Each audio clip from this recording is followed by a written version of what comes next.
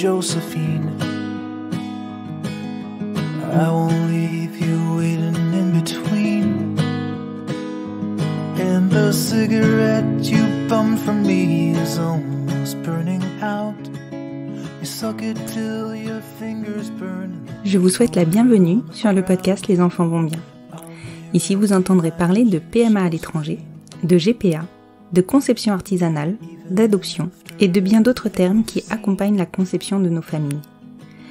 Vous entendrez aussi, et surtout, des familles homoparentales, coparentales, monoparentales par choix ou de fait, adoptantes, nous raconter leur parcours extraordinaire, au sens littéral du terme, vers la parentalité.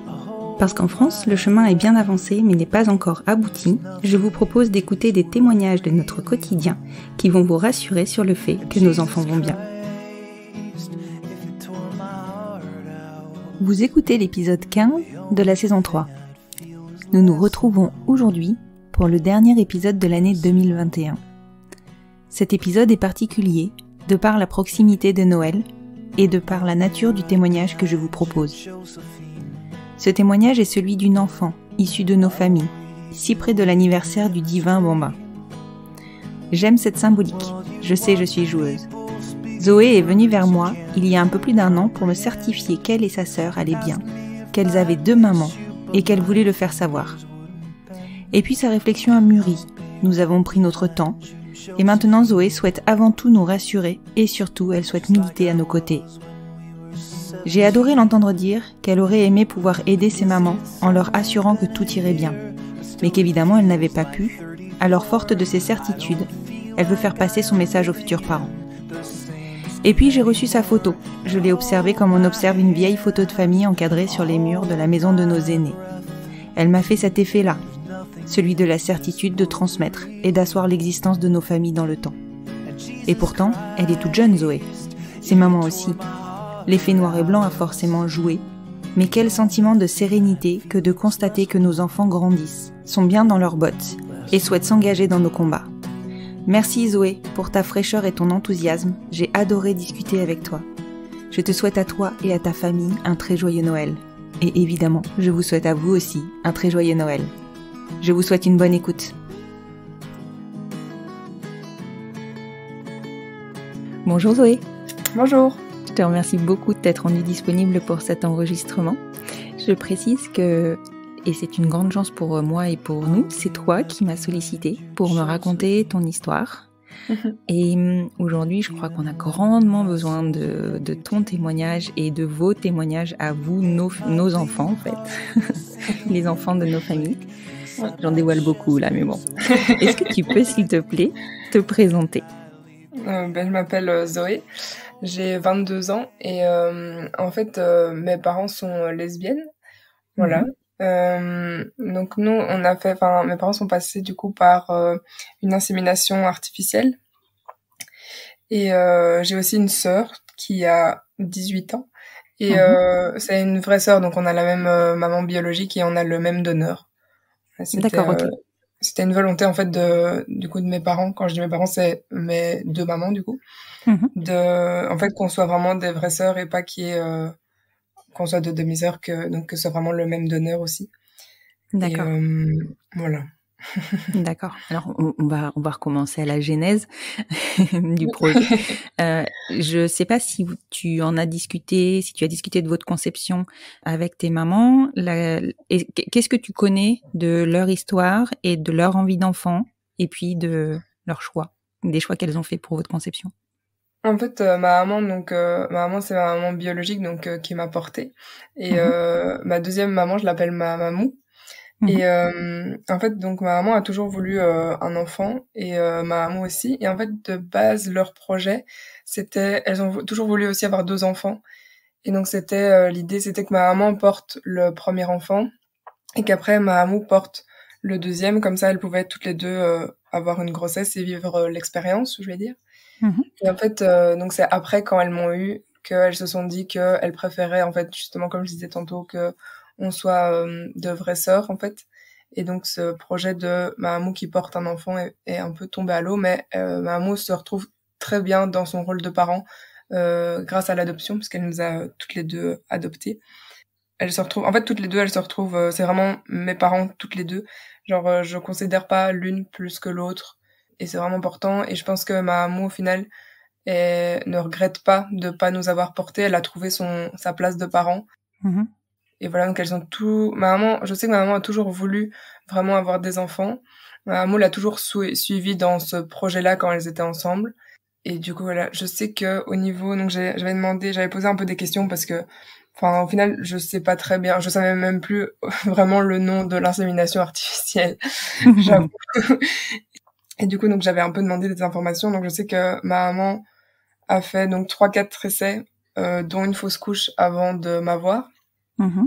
Et donc ça s'est étalé, il me semble qu'elle m'a dit sur plus d'1 an du coup. Mhm. Et au final, quand elle est tombée enceinte, enfin, elles étaient vraiment toutes les deux super contentes. Et au final, pour ma sœur, il y a juste eu un essai. Et c'est tant mieux parce que au niveau du donneur, en fait, il y avait plus beaucoup comment on dit, Paillettes. de petites graines, j'ai envie de dire. Voilà, c'est comme ça qu'on dit dans ma famille. Il y avait plus beaucoup de petites graines, et du coup, maman m'a dit, je sais pas si ta sœur l'a senti ou quoi, mais ça a directement fonctionné. Donc,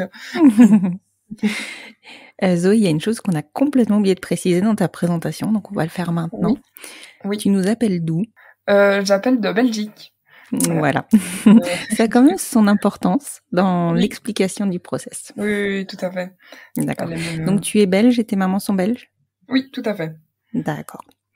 Ok, parce que si je calcule bien, donc toi tu es dû naître en 99? Oui, tout à fait. Tout à fait. En 99, en France, on n'était pas très encore ouvert à tout ce genre de choses. C'est-à-dire que c'est très récent chez nous. D'accord. Et alors, du coup, tes mamans, elles se sont mariées avant ou pas? Le mariage était légalisé en Belgique? Elles se sont... Alors, le mariage, c'est une très bonne question, je saurais pas dire. Je pense que le mariage a été légalisé après. En tout cas, je sais qu'elles se sont mariées en 2003 ou 2004. D'accord, ok. Et juste après, en fait, ma sœur est née en 2003, donc... non, en fait, elles se sont mariées plus tard. Je raconte des bêtises, parce que ma sœur savait marcher. Bon, ça doit être 2005, quelque chose comme ça. Oui, 2005, 2006, je pense. D'accord. Voilà. Et donc, elles ont réalisé leur parcours dans une clinique belge? Oui, c'était la clinique à Jette. D'accord, ok. Et je lui avais demandé si elle avait senti du jugement ou quoi de la part des infirmiers ou quoi, enfin du personnel médical. Et elle m'avait dit que pas du tout, parce que genre que c'était une habitude en fait. Enfin pas une habitude, mais que c'était pas la première procédure qu'ils faisaient d'insémination artificielle, et donc au final ça les choquait pas ou quoi. Oui, c'était un non-sujet en fait. Oui, c'est ça, tout à fait.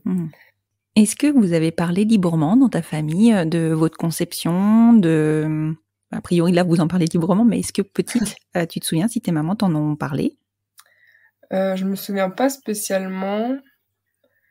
Non, en fait j'ai l'impression de l'avoir toujours su. Je pense pas qu'il y ait un jour eu une conversation du style on va s'asseoir à table et on va vraiment en discuter. Je pense que peut-être que quand j'étais petite, la question est venue où elles en ont parlé, mais je me souviens pas. Je pense que justement c'était assez libre puisque j'ai pas de souvenirs précis, et je sais qu'elles ont jamais. Elles ont toujours été ouvertes à la discussion, d'en parler si on avait des questions. J'ai jamais de soucis pour en parler, que ce soit de l'insémination artificielle ou aussi de l'adoption. Donc ça a toujours été assez libre et fluide, je dirais. D'accord. Parce qu'en Belgique aussi, vos mamans, elles ont dû vous adopter, en tout cas ta maman non biologique a dû t'adopter pour avoir la reconnaissance, c'est ça? Oui, c'est ça. Et elle nous a adoptés en même temps, et je crois que l'adoption a été officielle en 2008, il me semble. D'accord, ok. C'est ça. Et dans ton quotidien de petite fille, comment ça se passait pour toi d'avoir deux mamans, d'expliquer aux gens autour de toi que tu avais deux mamans? Est-ce que c'était facile, pas facile? Tu t'en préoccupais pas? En fait, en primaire, donc pour l'enseignement français, je sais pas, vous avez aussi des primaires. Oui. Voilà. Quand j'étais en primaire, en fait, c'était une petite école de village. Et en fait, j'ai fait, donc, jusque mes 12 ans, j'étais à l'école là-bas. Et en fait, au final, comme du coup, je suis rentrée à 2 ans et demi, c'est pas moi en tant que telle qui ai dû l'expliquer, c'était normal puisque du coup, c'était mes parents qui me déposaient à l'école, etc. Et du coup, en fait, là, j'ai jamais dû l'expliquer en tant que telle. Et en fait, la première fois où j'ai dû vraiment plus vivre l'explication, etc., c'était du coup quand je suis arrivée en secondaire, donc à mes 12 ans justement. Et là, ça a été plus dur pour moi parce qu'en fait, j'avais jamais eu besoin d'en parler en fait. Et du coup, j'ai vraiment découvert En fait, j'avais peur du jugement des autres. Et j'avais peur de me prendre des commentaires ou quoi. Au final, ce qui est jamais arrivé. Et en fait, j'en parlais juste à mes amis proches. Quand par exemple, ils venaient à la maison ou quoi. Du coup, j'expliquais, voilà, enfin, chez moi, il y a pas de papa. J'ai 2 mamans. Et en général, enfin, ça s'est toujours bien passé dans ce cadre-là. Je me suis un jour, c'était pas directement par rapport à moi, mais c'était donc quand j'avais... Je vais parler en âge comme ça. Les âges, c'est les mêmes en France, en Belgique. Mais je crois que c'était quand j'avais 15-16 ans. On avait un cours d'éducation sexuelle à l'école. Et à un moment, il y a la question des familles LGBT+, qui est arrivée sur la table. Et c'est quelqu'un qui était... Enfin, c'était pas un de mes amis, mais qui était dans la même classe que moi. On demandait l'avis un peu... qu'est-ce que ça ferait si un enfant de famille LGBT serait dans la classe, je sais pas quoi, machin. Sans savoir du coup que j'en étais une du coup. Et je sais que lui avait fait la réflexion en mode ah mais c'est bizarre, enfin ils doivent être bizarres ou je sais pas quoi. Et du coup j'étais un peu en mode ben non, enfin je suis à côté de toi, on se parle tous les jours, tu me connais, je pense pas que ce soit écrit sur mon front ou que tu puisses t'en douter. Enfin voilà, c'était un peu la preuve. Ça c'est oui c'est ça, oui ça... j'avais vraiment envie de me lever et de dire ouhou, regarde-moi, tout va bien. Et ça, c'est la seule mauvaise expérience que j'ai eue. Sinon, tout le reste, quand je le disais, enfin, il n'y a jamais eu de jugement. Et depuis, du coup, après mes secondaires, donc depuis que j'ai 18 ans, maintenant, je le dis vraiment de manière fluide. Enfin, pas que quand les gens viennent chez moi ou quoi. En fait, je pense que j'ai fait aussi un travail sur moi où aussi j'ai passé l'adolescence où on est beaucoup dans le jugement des autres, enfin dans le regard des autres plutôt, et on a envie de rentrer dans le moule et de pas être différent. Je pense que c'est ça aussi qui a beaucoup joué, où à l'adolescence on a envie d'être comme tout le monde. Ma famille du coup me mettait à côté, et au final ce dont je suis très fière aujourd'hui en fait. Alors je suis très fière d'avoir 2 mamans et je pense que à l'époque, c'était pas une honte, mais c'était un truc, oui, comme je disais, qui me rendait différente, et du coup que je voulais pas spécialement m'exposer au jugement et aux commentaires des autres sur ça. Et maintenant, voilà, enfin, je le dis même dans des discussions, je dis maman, mamou, les gens parfois comprennent pas très bien et ils me regardent en mode qui est mamou ou maman, mamou, je comprends pas trop, et au final, je dis oui, enfin, j'ai 2 mamans, voilà, ils sont en mode ah ok, ça va, d'accord, je savais pas. Oui, c'est normal que tu ne le savais pas si je ne te le dis pas. Et tout à fait. donc je pense qu'au début, mais je pense que c'était, comme je disais, plus lié à l'adolescence du coup, où j'avais du mal à peut-être me trouver ma place. Et je sais que ma sœur a pas du tout eu ça. Parce que en fait du coup quand moi, donc à 12 ans, quand j'ai changé d'école, elle a aussi changé d'école, donc elle était toujours en primaire, donc elle avait 8 ans, quelque chose comme ça. Et du coup en fait elle a vécu le fait de dire et d'en parler en étant encore enfant et en n'étant pas encore dans la crise d'adolescence. Et je pense que ça a aussi aidé, parce que en tant qu'enfant, enfin, qu'est-ce qu'on s'en fiche de savoir enfin les enfants sont pas dans le jugement dans ce genre de choses, parce que c'est pas important et ça l'est toujours pas maintenant, mais ils ont moins de stéréotypes et de préjugés, et du coup ils sont juste en mode de ok, ouhou, t'as 2 mamans, trop bien, je m'en fiche, on va continuer à jouer et tout. Enfin, ils sont moins dans la peur aussi, je pense. Oui, c'est ça aussi. Dans la peur de l'inconnu, oui. Oui, c'est ça. Après, la question que je me pose, parce que pour le coup, moi je sais que mes filles à l'école, elles sont confrontées à ça, alors pourtant elles sont petites encore, elles sont en primaire, tu vois. Et souvent, leurs copains leur disent que c'est pas possible d'avoir 2 mamans. Est-ce que ça t'est arrivé, à toi, d'avoir ce genre de réflexion ? Oui, ça m'est arrivé. Oui, tout à fait. Ça m'est arrivé aussi, mais parce qu'en fait, enfin, c'est dommage, mais c'est la société, on est très dans le modèle papa-maman encore aujourd'hui, en 2021, et même dans les papiers scolaires, enfin, monsieur, madame... oui, même en Belgique, alors que c'est... Oui, tout à fait. Oui. Et le nombre de fois où sur mes papiers, faut barrer monsieur, mettre deuxième... Enfin, moi, du coup, ce que j'écrivais, c'était deuxième maman. Je crois que j'écrivais ça. Comme ça, c'était clair et tout. Mais enfin, on est encore très dans une société, j'allais dire homme-femme, mais oui aussi, mais c'est pas ça le sujet. Mais papa-maman et oui, quand j'étais petite, je me souviens plus, parce que comme je disais tantôt, enfin c'était normal en fait, personne se posait la question et juste parce que du coup on a tous grandi ensemble et du coup bah c'était juste bah oui Zoé elle a 2 mamans, ben ok quoi, enfin c'est comme ça. D'ailleurs Ouais, c'est tout assez le marrant monde parce savait. que oui c'est ça, et je suis retombée sur des gens qui étaient justement avec moi en primaire il y a pas longtemps, que j'avais vraiment plus vu depuis 10 ans. Ils se souvenaient toujours du fait que j'avais 2 mamans et tout, ils étaient ah et, maman mamou ils vont bien machin. C'était assez drôle quoi. Je pense que ça leur a quand même ça les a marqués je pense quand Oui, même. voilà, ça les a Ils se marqués, souviennent. c'était Oui c'est complètement ça. accepté en fait. Oui, oui, oui, tout à fait. Et j'ai eu ça il y a pas si longtemps en fait. Enfin, il y a quand même 5 ans, mais c'était le frère d'une de mes amies qui, lui, c'était un petit garçon, il avait peut-être 8 ans, je pense. Et du coup, quand on était dans la voiture avec ses parents et lui, et du coup, c'est mon ami qui lui a dit, je pense, ah mais tu sais, Zoé, elle a pas de papa, hein, elle a 2 mamans. Et du coup, il a eu cette incompréhension de, mais non, c'est pas possible. Genre, tu dois d'office avoir un papa. Et du coup, j'étais en mode, bah, non, en fait. Et en fait, il l'a vraiment, il croyait, en fait, qu'on se moquait de lui, parce que comme en plus, on était les plus âgés et tout. Il pensait qu'on se moquait de lui parce que pour lui, c'est tellement ancré que papa, maman, voilà, pas de papa, ça va pas.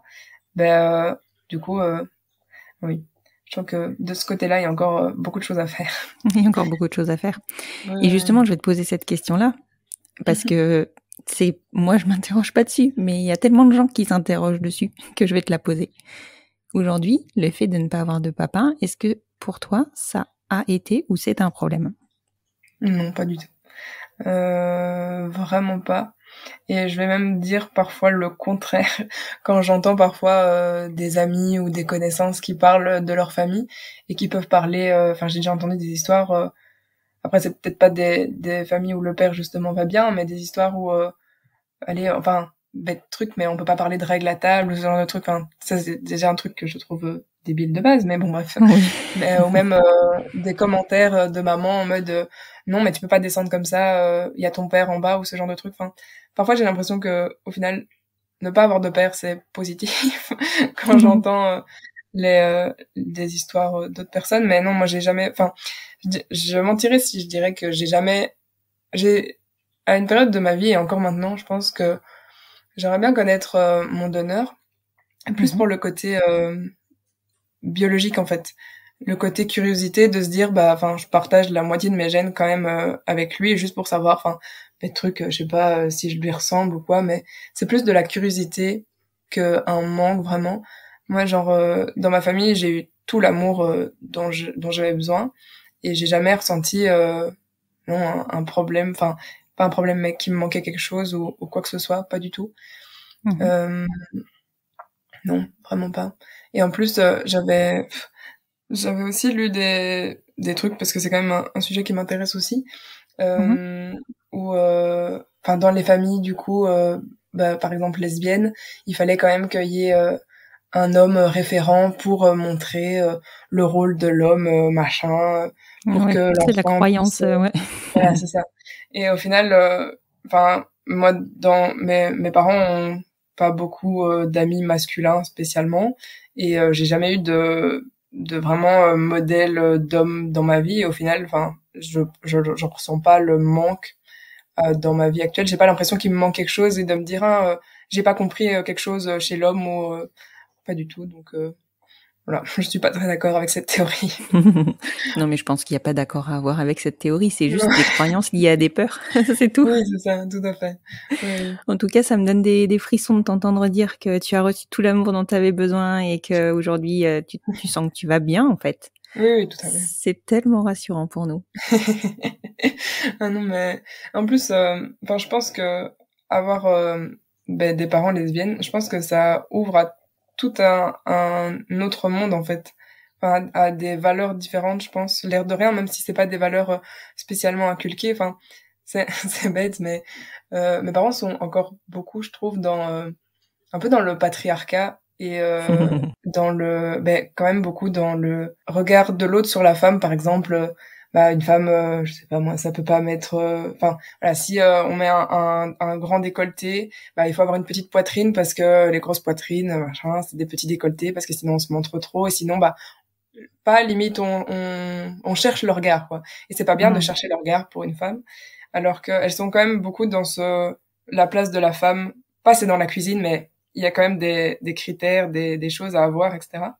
Alors que ma sœur et moi, pas du tout. Et je pense que c'est lié du coup au fait qu'on ait vu, bah, il n'y a pas besoin d'hommes à aucun moment, que ce soit pour faire du bricolage, que ce soit pour faire, je sais pas, oui, du jardinage, je sais pas quoi. C'est toujours été ma maman et ma maman qui qui se répartissaient les tâches équitablement.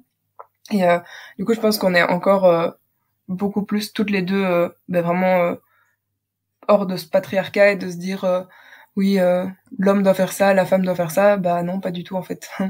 Nous, on a vraiment vécu l'exemple du la femme fait ce qu'elle veut et elle est libre quoi. Et des tâches ménagères et même, je repensais à un autre truc, mais j'ai oublié. Je pensais à ça. Et je pensais, oui, c'est ça par rapport, mais ça c'est plus une question d'ouverture d'esprit, je pense. Parce que, ah oui, du coup, en fait, je pense que du coup, on est quand même plus sensible. En fait, on est exposé à un jugement. On sait, je pense que, même si voilà, si on décide d'en parler et tout, on sait qu'on pourrait se prendre des critiques, des remarques, ne fût-ce que des c'est pas normal ou des c'est pas possible. Et du coup, je pense qu'on est aussi plus tolérante et plus empathique, je pense, mais à l'égard de plein d'autres sujets, de se dire bah au final, c'est pas parce que c'est hors norme, mais dans le sens hors de la moyenne, que c'est bizarre ou qu'il faut regarder ça de manière étrange, quoi. Donc, ouais, je pense qu'effectivement, ça apporte une ouverture d'esprit différente et une ouverture aussi par rapport à l'inclusivité, vraiment différente. Oui, je pense que ça apporte. Après, c'est peut-être juste mon ressenti et voilà, c'est à prendre aussi. C'est par rapport à moi, mais je pense que ça apporte aussi une certaine sensibilité à l'autre et une empathie. Oui. Et alors, je vais complètement sauter du coq à l'âne. De toute manière, je ne peux être qu'en accord avec ce que tu dis. Et ça nous rassure beaucoup. Tout à l'heure, tu parlais de ton donneur. Tu disais que tu aurais aimé en savoir un peu plus sur ton donneur. Oui. Qu'est-ce que vous savez sur ton donneur, sur votre donneur du coup, puisque c'est le même? Est-ce que c'est d'un donneur anonyme ou semi-anonyme et vous pouvez un peu savoir quelque chose? Non, c'est un donneur tout à fait anonyme. Le seul, j'ai réfléchi à ce qu'on sait, mais en fait on sait rien. Le seul truc que je sais, c'est que du coup ils ont les infirmières, j'imagine, du coup, ont posé des questions dans le dossier, dans la procédure, etc. à mes parents pour essayer de trouver quelqu'un qui correspondait à leur profil. Donc plus ou moins, je sais qu'il y avait la question du sport qui était revenue, la question de la cigarette, etc. pour essayer de trouver quelqu'un. Si elles faisaient du sport, donc voilà, quelqu'un d'assez sportif, mais qui fume pas. Je pense qu'elles avaient aussi demandé, mais je suis pas sûre de ça. Dans les critères physiques, je sais que en tout cas il y a une question de Brad Pitt et que les infirmières ont dit oui, on va vous trouver un Brad Pitt. Je sais qu'il y a une histoire de ça, mais je sais plus comment c'était arrivé sur la table en tant que tel, quoi. Et alors, elles ont trouvé le Brad Pitt?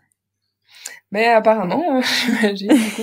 Je sais que même elles savent rien. Et en fait, avec ma sœur, on en rigole parfois parce qu'on se dit, ça se trouve, je sais pas, on l'a déjà croisé ou on le connaît parce que mes parents disent toujours, c'est souvent les donneurs comme ça, c'est souvent des jeunes médecins ou quoi qui font ça pour aussi payer leurs études. Et du coup, pour rire, parfois on est là, ça se trouve c'est notre médecin généraliste. Notre médecin généraliste. Oui, c'est vrai. Vous savez si c'est un donneur belge, vous, du coup? Je ne sais pas si on sait. Enfin, je sais pas si on a la certitude, mais je pense qu'il est belge, mais je n'en suis pas sûre. Je m'étais jamais posé la question, en fait. Je te demande ça parce qu'en fait, nous, on est aussi passé par un parcours en Belgique. Donc, on a eu recours à un donneur, anonyme aussi. Et en fait, pour les personnes étrangères, ils se fournissent pas en Belgique. Ils se fournissent au Danemark. D'accord. Mais je crois que pour les Belges, c'est une banque nationale. Ah, ça, j'avoue que je sais pas du tout. Et je vais t'amener à te poser d'autres questions, je crois. Oui. à fait. C'est bien, c'est intéressant. Mais non, ça, j'avoue que je savais pas du tout. Ouais, bon après Voilà. nous on n'est pas du tout, enfin on est 10 ans plus tard, tu vois, donc peut-être que les Ouais. choses enfin et même certainement les choses ont dû énormément bouger en 10 ans. Donc voilà. Mais c'est marrant. Enfin au moins, enfin nous Oui, on sait que le donneur est danois, quoi. c'est marrant qu'ils aillent chercher ça au Danemark. Hein. Je C'est les comprends pas plus grosses trop. banques de sperme en fait, elles sont au Danemark. Ah, d'accord. Ok. Je savais pas. Donc voilà. Donc voilà. D'accord. Et donc du coup, donc tu me disais que tu avais une petite sœur qui elle n'avait Oui. pas vécu les choses de la même façon que toi. Non. Non. Est-ce que toutes les deux vous voilà, je crois que je t'ai déjà posé la question, mais comment vous vous sentez aujourd'hui dans votre vie actuelle? Est-ce que vous vous sentez armé ou est-ce qu'il vous manque quelque chose? Comment vous envisagez votre vie future? Je pense que on est toutes les deux armées et je réfléchis pour pas dire ce que je pense pas, mais non, je pense qu'on est toutes les deux armées, on est toutes les deux des femmes fortes. Je pense que aussi le fait d'être parfois exposé comme ça à du jugement ou quoi, bah ça d'office ça forge un peu le caractère et ça forge enfin oui ça c'est comment on dit, c'est pas des obstacles mais c'est des choses auxquelles il faut savoir passer au-dessus et je pense que on est toutes les deux passées au-dessus, pas de la même manière et pas à la même vitesse, mais je pense qu'on est toutes les deux armées pour la vie et je pense qu'à aucun moment il nous manque quoi que ce soit, comme je disais tantôt. Je pense à ma sœur, enfin c'est une femme incroyable, genre, qui a toute la force du monde, enfin c'est la personne la plus forte que je connaisse et et donc vraiment je pense que non, à aucun moment le fait de pas avoir d'homme dans le schéma familial nous a affaibli ou quoi. Je pense qu'au contraire ça a plutôt même comme je disais été une force due au jugement auquel on pouvait être exposé, etc. Et même oui c'est une manière au final être différent c'est positif parce que On est d'accord. oui, être comme tout le monde, enfin c'est déjà être comme tout le monde, c'est nul, c'est pas intéressant du tout déjà de base. Et en plus être différent, ça amène des différences aussi, ça amène des différences de caractère, de perception, enfin, des points de vue différents. Et je trouve ça hyper intéressant, même ne fût-ce que parfois discuter avec des gens, mais pas nécessairement des familles en tant que telles, enfin des familles au final hétérosexuelles. Et au final, on se rend compte que bah oui, enfin le père est pas nécessairement très présent enfin dans leur famille ou quoi et au final bah ils vont très bien aussi. Des familles, en fait des familles, il en existe plein. Même au niveau hétérosexuel, des gens qui ont divorcé ou qui voient que rarement l'un des deux parents, qui ont des gardes alternées mais où ça se passe pas bien, qui au final juste un des deux est parti et voilà sans trop d'explications non plus. Ouais, je pense qu'il en existe plein et au final remettre même hors des familles LGBT remettre le papa-maman sur toutes les feuilles, ça c'est enfin il y a plein de schémas familiaux différents. C'est ça, c'est pas du tout cohérent avec la société actuelle, Non, c'est pas représentatif. Pas du tout. Et même je fais un master en criminologie et du coup on voit aussi enfin on a des cours de psycho etc. dont des cours parfois enfin des cours en fait celui qui me fait un peu rire et qui me poser beaucoup de questions c'est Freud qui dit avec son avec Oedipe où il faut tomber amoureux du parent du sexe opposé. Ça m'a fait toujours poser beaucoup de questions en sachant que du coup chez moi il n'y avait pas de parents opposés et du coup au final mais enfin non, c'est juste une théorie et c'est juste on en a parlé il y a pas longtemps en cours et du coup le prof remettait blindé ça en question et c'était hyper chouette parce qu'il disait oui enfin c'est lui comment il a vécu son enfance, lui est tombé amoureux de sa mère et du coup il a cru que tout le monde devait tomber amoureux du sexe opposé mais pas nécessairement, c'est comment lui a vécu les choses et je trouvais ça hyper intéressant parce que du coup je suis à ma 5e année d'études depuis le secondaire et c'est la première fois que quelqu'un a amené ce genre de discours de dire bah non c'est pas la vérité vraie et c'est juste parce que lui l'a vécu comme ça et du coup je trouve ça hyper intéressant de oui dire, tout à fait un esprit un peu critique par rapport à ça. Oui, c'est vrai qu'on Freud on lui attribue quand même des certitudes, on va dire. Oui, c'est ça, tout à fait. Et moi, je sais que c'est toujours un truc qui m'a beaucoup posé question, de me dire, bah, du coup, quoi, je suis pas complète parce que j'ai pas pu tomber amoureuse de mon père. Enfin, ça, déjà hyper, enfin, déjà, le concept en tant que tel, je trouve très bizarre, mais, alors, encore plus, enfin, et alors qu'au final, bah non, enfin, pas du tout. Ça me manque pas. Enfin, Et tu te sens pour autant complète? Oui, mais oui, bien sûr. Il y a pas de, non, il y a jamais eu, j'ai jamais, non. J'ai réfléchi, mais non. Et j'avais une question à te poser parce que tout à l'heure, tu évoquais le fait de parler d'autres familles qui pouvaient être LGBTQIA+. Ouais. Est-ce que vous avez grandi avec des modèles de famille qui étaient comme le vôtre ou pas du tout? Et est-ce que ça vous a manqué ou pas du tout? Non, pas du tout. En fait, je réfléchis, mais non. On a, enfin, que ce soit au niveau familial ou au niveau amical, on n'avait pas de famille comme la nôtre au final dans notre entourage. Moi, je pense que j'aurais aimé avoir un peu quelqu'un qui vivait aussi la même chose. Au final, je pense que c'est peut-être pour ça aussi qu'avec ma sœur on est très proches parce que on se comprend. Bah du coup, on est les deux seules personnes qu'on connaisse qui a ce genre de, enfin, avec une famille avec des parents lesbiennes. Et du coup, en fait, on se comprend beaucoup sur beaucoup de choses. Et je pense qu'avoir quelqu'un d'autre qui avait la même famille, je pense que ça aurait été hyper intéressant parce que d'office, on n'aurait pas vécu les mêmes choses ou quoi. Et même en fait, au final, en fait, ma maman du coup, en fait, mes parents ont divorcé. Et donc ma maman biologique est maintenant en couple avec une femme en fait qui a une petite fille. Et en fait, du coup, on pourrait se dire bah c'est chouette, on peut comparer parce que du coup bah elle a aussi une maman lesbienne. Mais en fait, la très grosse différence, c'est que en fait, elle a un papa en fait. Et parce qu'en fait, sa maman était, enfin sa maman est bi du coup. Et du coup, en fait, elle a un papa. Et du coup, c'est là la grosse différence. Et en fait, même de base, j'aurais pu me dire ah bah c'est chouette, on va avoir des points de comparaison, etc. Au final, pas trop parce qu'en fait, le truc qui nous touche le plus, en fait, c'est le fait de dire bah ne fût-ce que quand on parle ou quoi, de pas parler de papa et de fût-ce aussi dire bah enfin oui, comme je disais tantôt, la moitié de nos gènes, on les connaît pas. Alors que elle, bah au final, si, enfin, elle peut parler de papa, maman, etc. sans avoir à s'exposer, à devoir dire directement, ah bah ma maman est lesbienne. Et du coup, je pense que ça, c'est aussi une différence. Mais non, du coup, dans notre vie, on n'a pas beaucoup de points de comparaison. Et depuis que tu es adulte, est-ce que tu as rencontré d'autres enfants qui avaient deux mamans ou deux papas? Non. C'est marrant parce que tu vois, je sais pas, je m'imaginais qu'en Belgique, vu que c'est libéralisé, on va dire, depuis quand même super longtemps, je pensais vraiment que bah il y avait beaucoup plus d'enfants de couples, enfin de familles homoparentales. Après, c'est pas non plus. Je réfléchis. Si. J'ai trouvé.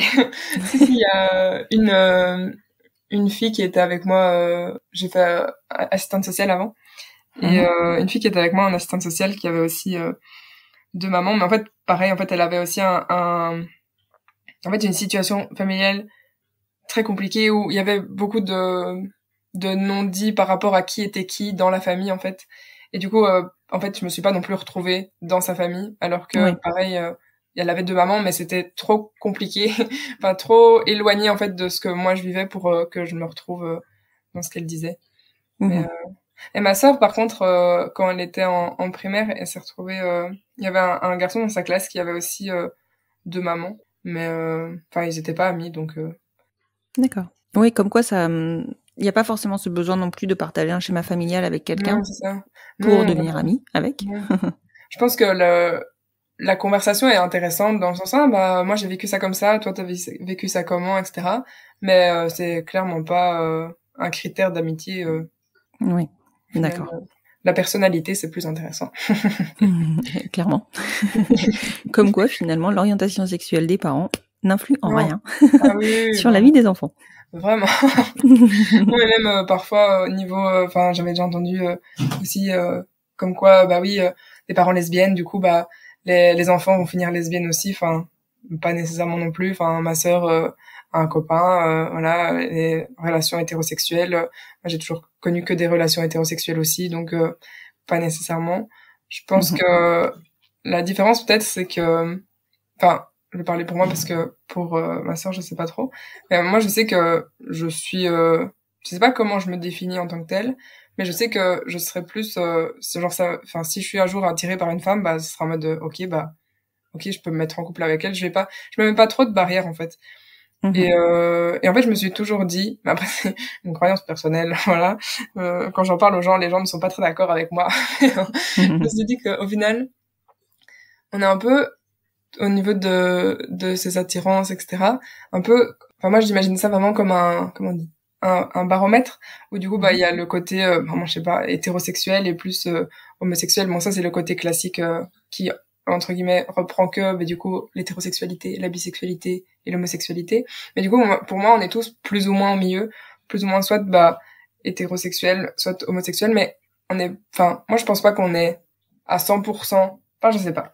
Moi, j'ai un doute. Non, mais je comprends ce que tu veux dire. Mais je vois bien avec ton image du baromètre, c'est assez clair. Oui, voilà. Mais et du coup, je pense que, enfin, moi, je me situe plus du coup quand même du côté hétérosexuel, mais pas non plus à 100%. Je pense que, je sais pas, je vais peut-être dire, oui, alors si on va dire 100% c'est hétérosexuel et 0%, 0%, non, c'est des pourcents. Mais bref, juste pour donner une image, je dirais que je suis 60%, donc quand même 10% plus hétérosexuel, mais le reste, voilà, c'est la vie. Si on peut éviter de se mettre dans des cases et des catégories, c'est Ouais, plus facile. complètement. C'est tout à fait ça. Tout en comprenant que pour certaines personnes, se mettre dans une case, etc., ça peut faire du bien parce que bah on retrouve des autres gens dans la case et on peut s'identifier, etc. Ouais. Ce que je constate en tout cas, c'est que je trouve que tu as une très très belle ouverture d'esprit. Alors, est-ce que c'est tes mamans ou pas qui t'ont apporté ça? Je ne sais pas. Mais c'est très plaisant de t'écouter discuter et de t'écouter et poser évoquer tes positions. Ouais, Et c'est chouette. Merci. moi, je t'en prie, c'est normal. Et c'est vrai que encore une fois, c'est rassurant parce que j'ai l'impression que, tu vois, mine de rien, bah, on apporte aussi quelque chose par nos différences et ce quelque chose, bah, il est très plaisant. Oui, oui, je pense aussi. Non, je pense vraiment que, comme je disais tantôt, les différences, c'est une force. Et, enfin, il faut savoir, non, c'est une force. Je réfléchis, mais au final, non. Il faut savoir, parfois, surmonter, les obstacles, ou pas les obstacles, mais les petits, petites buttes que les différences mettent sur notre chemin. Mais au final, quand on arrive, enfin, quand je dis petites buttes, c'est par exemple le jugement. Mais au fur et à mesure, allez, la première butte c'est la plus dure à passer, et puis au final, la deuxième, elle est déjà un peu plus facile, et puis la troisième, la quatrième, ça s'enchaîne. Oui. Et je comprends complètement. Et quand tu m'as contactée, tu évoquais le fait que tu avais envie maintenant d'apporter ta pierre à l'édifice. On en a parlé un tout petit peu avant. Qu'est-ce que tu entendais par là? En fait, mais du coup, comme je disais tantôt, je sais que mes parents se sont toujours posé beaucoup de questions de, avant d'avoir un enfant, du coup, est-ce que il va être normal? Est-ce que il va pas, je sais pas, devenir totalement cinglé parce qu'il a pas de père? Je sais pas c'était quoi leur croyance. Et en fait, du coup, pour j'ai pas su aider mes parents puisque du coup j'étais pas là. Donc j'ai pas su leur dire tout va bien se passer, ça va aller, y a pas d'inquiétude à avoir. Et en fait, du coup, je trouve que c'est assez intéressant parce que, enfin, si moi, avec mon expérience et mon vécu et voilà, je peux rassurer des parents, leur dire, enfin, ça va aller, genre tout se passe bien, il y a pas besoin d'un père ou on parle beaucoup de père, mais même, je pense qu'il y a pas besoin nécessairement d'une mère non plus. Tant qu'il y a de l'amour, etc. À donner, c'est le plus important. Et voilà. En fait, je pense que c'est aussi ma manière à moi de me faire ma place un peu. Enfin, de trouver ma place dans cette communauté LGBT+, où on en fait partie sans vraiment en faire partie au final. C'est quelque chose d'important pour moi. En fait, la parentalité, la famille, etc., ça a toujours été des choses importantes pour moi. Et surtout, le fait parfois... Enfin, un des choses, par exemple, qui me révolte, c'est... Enfin, parfois, dans des familles... donc, je suis... du coup, j'ai beaucoup de contacts aussi avec l'aide à la jeunesse de par mes études, etc. Et parfois, quand je vois des parents enfin qui sont pas prêts du tout en fait à avoir des enfants ou qui sont pas capables pour X ou Y raison d'avoir des enfants, mais couple hétérosexuel, du coup d'office voilà, il y a des enfants qui viennent s'ajouter sans que personne pose de questions. Et au final, quand je vois le parcours que c'est pour des familles différentes d'avoir un enfant parce que insémination, parce que tout le adoption complexe, etc. Oui, ne fût-ce que ça aussi, adopter un enfant en tant que famille hétérosexuelle ou adopter un enfant en tant que famille homosexuelle, enfin c'est tout des trucs en fait qui me révoltent parce que je comprends vraiment pas je comprends pas la différence, elle s'explique pas pour moi, donc voilà. Oui, je comprends. Mais en fait, on va t'embarquer avec nous pour militer. C'est ça qu'il faut qu'on fasse. Oui. Je suis partante à 100%. Non, mais je comprends, hein. C'est marrant quand tu dis que tu fais partie de la communauté LGBTQIA+, sans pour autant en faire partie. C'est vrai qu'en fait, vous avez cette position-là. En fait, vous en faites partie par nous. C'est un peu comme quand je dis souvent que vous devez assumer nos choix. C'est la même chose, en fait. Oui, mais, moi, je trouve ça chouette. Quand je parlais justement tantôt de cases et tout, parfois je me dis, c'est déjà un très long, je sais plus comment on dit, quand il y a que des lettres. Un acronyme? Oui, c'est déjà un très long acronyme, donc voilà, faut pas nécessairement rajouter une lettre pour nous, mais c'est vrai que au final, on est un peu les gens de l'ombre. C'est ça. On est là derrière. Moi, je dis souvent que vous êtes nos meilleurs ambassadeurs, les témoins de nos vies, tu vois. Oui, c'est vrai. C'est une très belle image. Merci. Est-ce que tu veux ajouter quelque chose, Zoé, qu'on n'aurait pas abordé, qui te tiendrait à cœur, peut-être? Non, comme je disais tantôt, ce qui est le plus important pour moi dans les familles, c'est vraiment l'amour et être présent au final pour ses enfants. Au final, peu importe le sexe, l'âge ou quoi que ce soit. Oui. Et je pense aussi, mais pour rebondir justement aux différences entre un couple hétérosexuel qui veut avoir des enfants ou un couple homosexuel, je pense que ce qui est aussi important, c'est de se poser des questions quant à pourquoi on veut des enfants. Mais je pense que la différence aussi entre les deux, c'est qu'un couple homosexuel est obligé de se les poser parce qu'il sait qu'il va être confronté à beaucoup plus de difficultés, contrairement à un couple hétérosexuel qui déjà peut se retrouver avec un enfant sans nécessairement le vouloir, et en plus qui au final, comme c'est plus facile, je pense, se pose peut-être moins de questions. Voilà.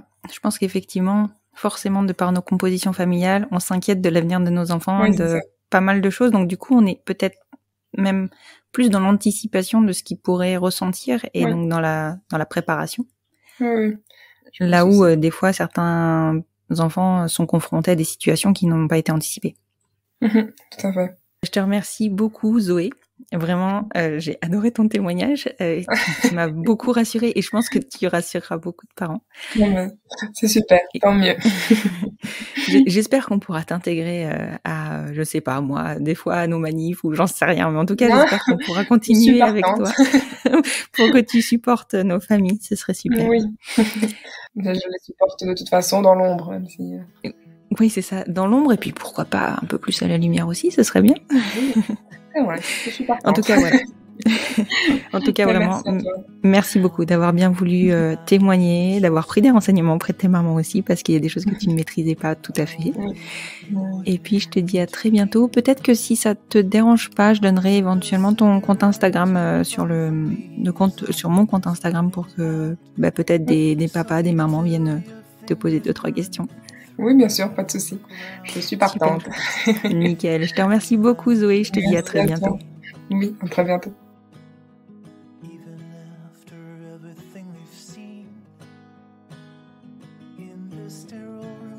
Je vous laisse donc sur cette fin d'année avec ce témoignage très encourageant, je trouve, et très rassurant.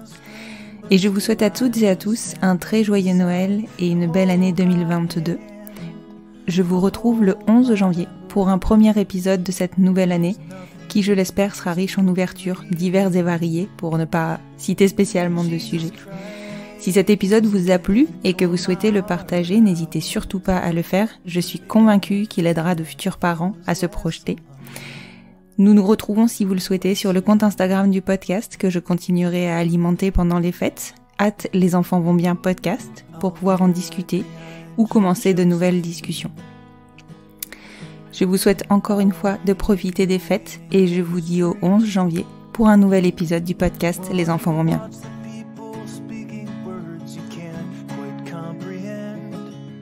Ask me if I'd pinch you, but my fingers wouldn't bend. I'll be right behind you, Josephine. Just like I was when we were 17.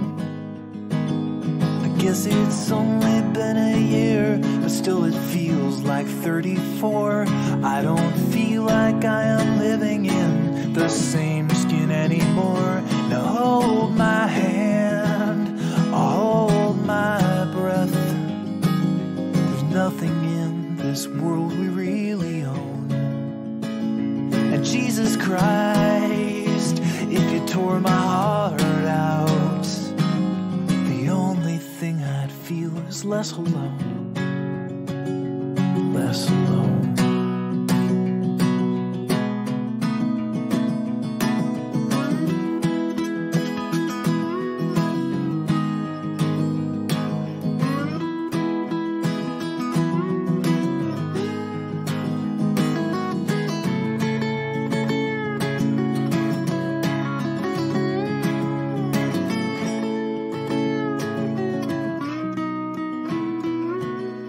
I'll be right behind you, Josephine. Even when my soul's an amputee, and my bleeding heart is sinking in the lake inside my chest. So I grab what I can cling to and I leave behind the rest. Now hold my hand, I'll hold my breath. There's nothing in this world we really own. And Jesus Christ, if you tore my heart out, the only thing I'd feel was less alone. Now hold my hand and take my breath and leave behind the things you'll never own. And Jesus Christ, please tear my heart out. Oh, I wanna feel a little less alone. Less alone.